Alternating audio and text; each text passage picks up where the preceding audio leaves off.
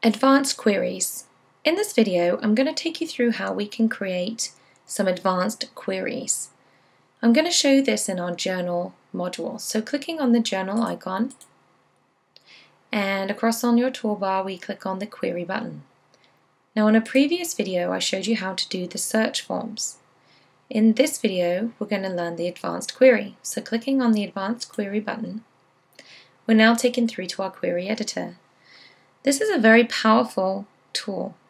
It works with logic and can create many different detailed queries. So how do we do that? We have a selection of available fields, and we also have a selection of comparisons, and then an empty field where we can put our value. So let's take you through creating a query. For this example, we will, let's say, use our registered date. And we will say that it needs to look for anything that is greater than or equal to, and now we can set in our value, so we can put in our date. Now we also want to search not too far into the future, so we want to put another line on. So we need to click Add Line.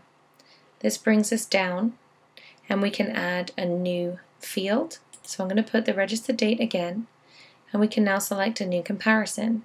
So I'm going to say less than and enter in a new value, a new date. So anything less than the 1st of December 2014. So let's just run this query, this quick query.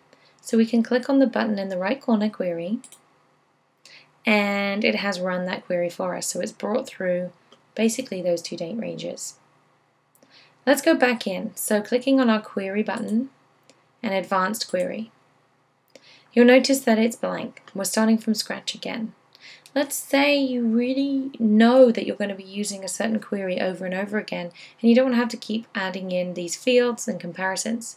We can actually save our queries. So let's enter in the information again. We're going to say it's the registered date, it's greater than or equal to, and we'll put in our date range, our date value, sorry. We're going to click Add a Line. We choose our registered date again, less than, and then our value. Now we can save it by clicking on the Save button. What this does is saves the template of the actual query. So it saves the formula. It does not save your results.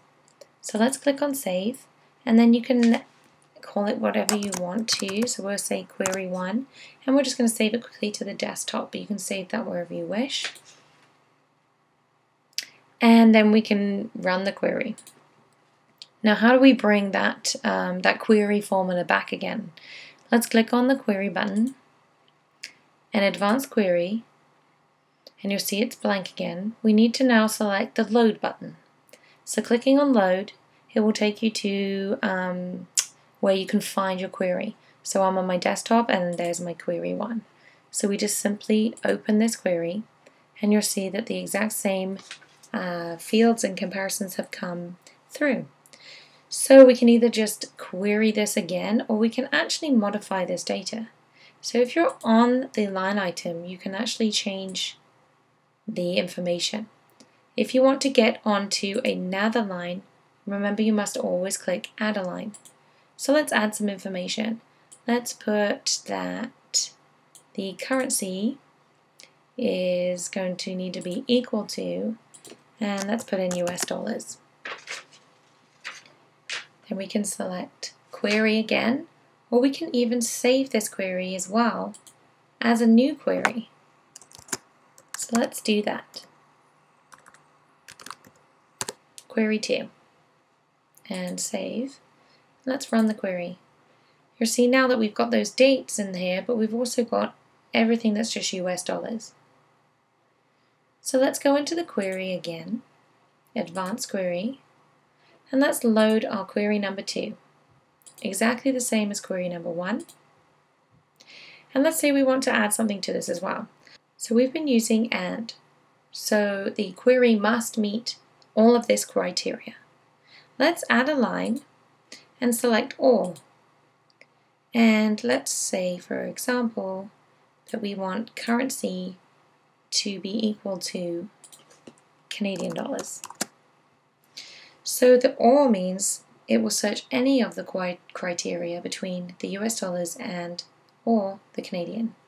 So let's click on query and see what happens. You'll see that we've got US dollars and we've also got Canadian, and within the dates that we put into the system as well. So let's go back into the query one more time